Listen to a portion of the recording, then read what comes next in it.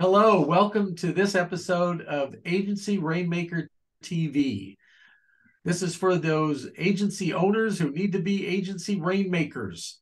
So it also applies to consultants, it applies to business coaches, it applies to entrepreneurs.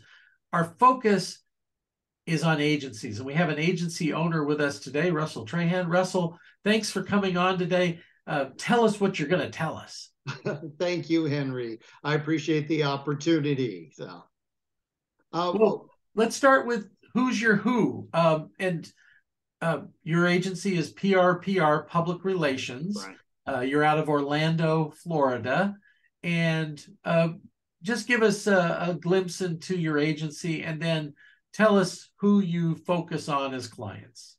Sure. Well, we serve an international clientele to the North American media, and that clientele really consists of consultants, professional speakers, and nonfiction authors, but mainly those who are interested in positioning their content in front of a target market of owners, executive, and entrepreneurs, really the C-suite level B2B decision makers, those that can hire for conventions, conferences, and corporate events. So a lot of your people, they're looking to get on those stages where they can, through speaking, promote their business. So they've got to get through the meeting planners and they've got to get through the corporate people who decide. So it sounds like this writing positions them as an authority, a thought leader, if you will, in the area. Right. A lot of our clients, whether they are consider themselves full-time speakers that maybe do a little consulting on the side, and they may speak 50, 60 times a year. Others of our clients are consultants mainly, and they may only speak 10 or 12 times a year, but they look at the speaking as a way to get that residual consulting business, knowing that when they speak at the association level, the entire audience is made up of that residual consulting business of the owners and executives of the companies that attend the conferences and conventions. So let's talk about the what, your secret sauce there at PR Public Relations. How do you do this? What's your specialty? Well, our specialty, the main crux of our service, the one that our clients for 25 years that tell us gets our clients the results, is the article placements in the trade, industry, and association magazines. This is where we work with our clients to take their content, their keynotes, their book chapters, their blog posts, their workshops that they do, and we help them format them and edit them into articles, content-driven, educational, informational articles. Editors love articles that are 7 myths, 5 keys, 6 ways. This is the type of articles, non-advertorial, non-self-promotional. We always say no I's, we's, or me's in the article. If you want to talk about how great you are and how much money you made this company or how much money you saved this company, the editor's going to say, buy an ad. You want to say how in your article, you want to say how you may be facing this problem, and here's 6 ways you can get out of it. You may be in this situation. Here's 7 key steps you can take. Not only is this a great way to get your content in the article, but it's a great way for the reader to identify themselves in it, and they're more likely to take that call to action at the end and call you to get more information about it. But we place these articles in trade, industry, and association magazines, which are read cover to cover every month by these owners, executives, entrepreneurs, and C-suite level decision makers that are our clients' target market. It's interesting that you can have more impact with these trade journal articles than you could, say, being in the Wall Street Journal or being in, the Washington Post or something like that. It's kind of funny because, yeah, everybody thinks they'll be, rich and famous, and it sounds real sweet and sexy when, hey, I was in the Wall Street Journal. Yeah, I was in the Washington Post. But, and that sounds great. Don't get me wrong. That sounds great when you're being introduced to the stage, to the platform. But time and time again, our clients tell us what gets them to the platform, what gets them to the stage is the article placements in the trade and industry magazines. We hear from meeting and event planners time and time again that they go to their trade journals, they go to their industry magazines looking for speakers, knowing that it's an instant stamp of endorsement. It's instant credibility when that editor chooses your article for their trade magazine. They know that your content is applicable to their audience because it's been deemed appropriate for that editor's readership, and the readership is the same as the audience because it's the same group of people. So it's a great way to reach that target market.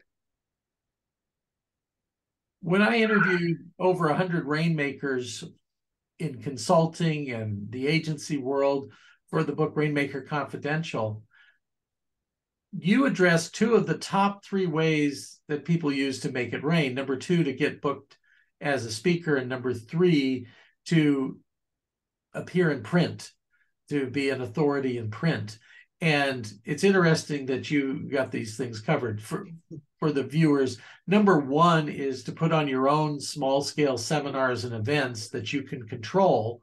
And that's the number 1 thing. Number 2, get on other people's stages, and that might be podcasts these days. But the real stages where people are meeting, and let me tell you, all the research indicates that the meetings are coming back. The meetings are coming back in full force, and they'll be augmented by virtual. So you want to be on those stages where your prospective C-level suite people are, or you might be more targeted to an industry where they are. So this combination of being in print and then being invited to speak, so important. How does this all work, in your opinion, Russell, for making it rain for your clients? And then I'd like to know how you make it rain for PR public relations. Sure. Well, it works for our clients in a couple of different ways.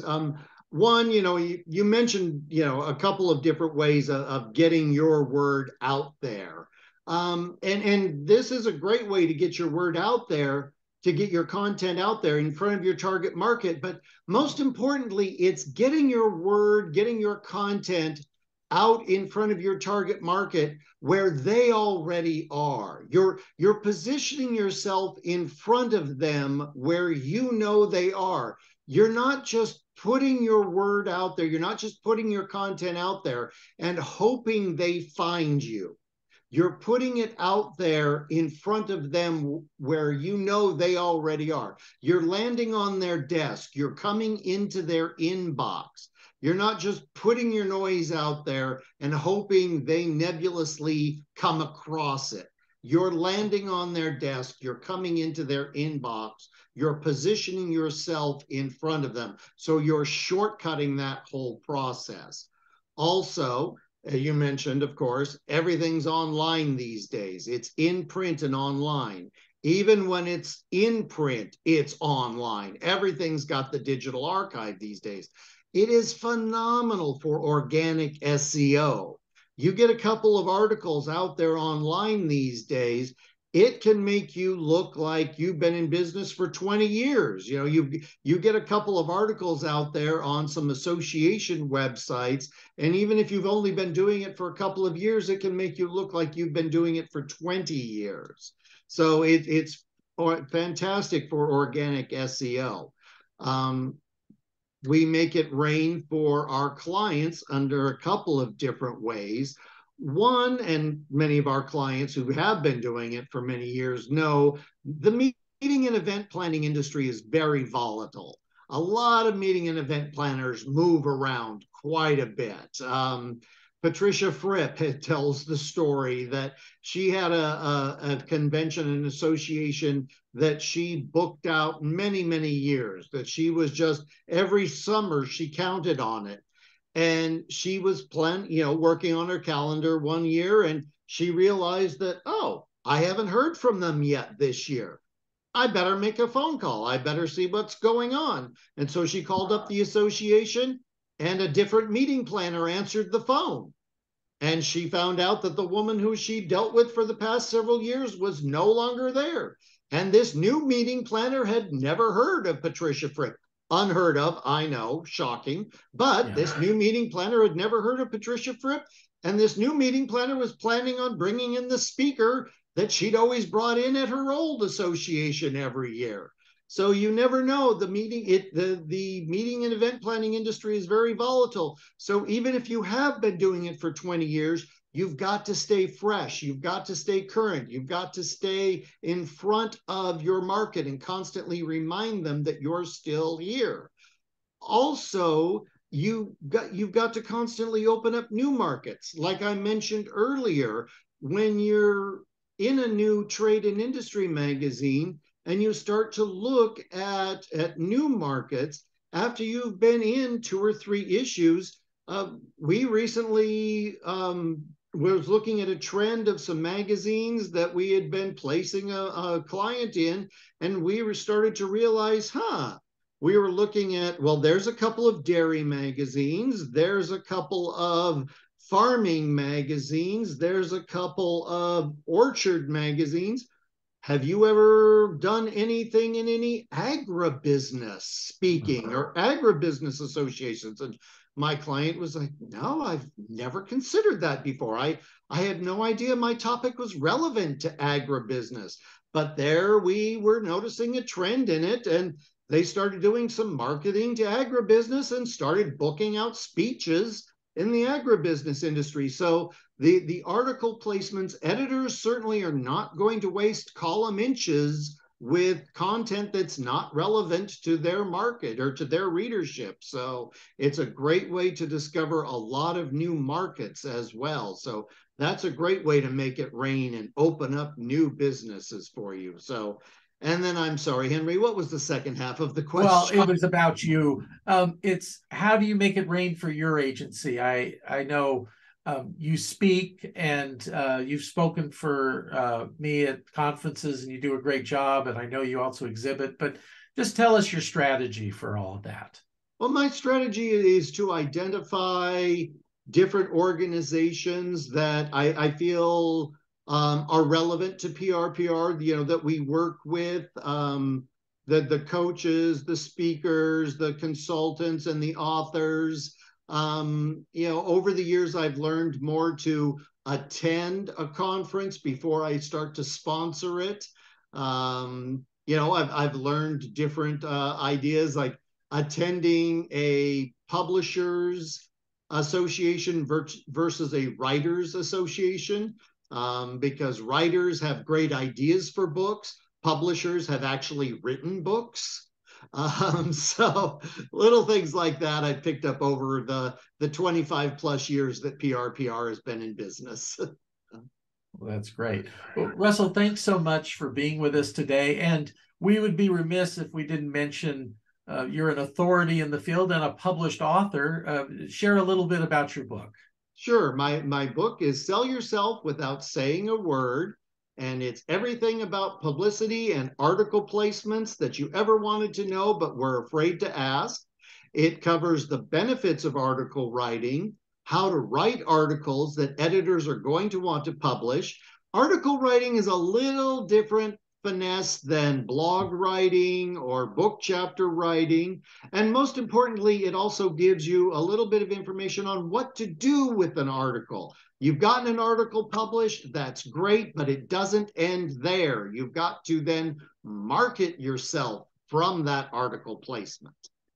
Merchandise. One of my mentors used to say, you get that, but And to quote the great Patricia Fripp, it's not their job to remember you, it's your job to remind them that you exist. So there's a lot that can be done. Thank you. I am a client of Russell's. We've also had great relationship on partnering on different projects. It's just been very great to deal with. And I thank you for your generosity today. My pleasure. That's been this episode of Rainmaker TV. And stay tuned. Come visit us with other weeks and find out different ideas to make it rain for your clients and for your agency. So I like to leave you with the thought, make it rain.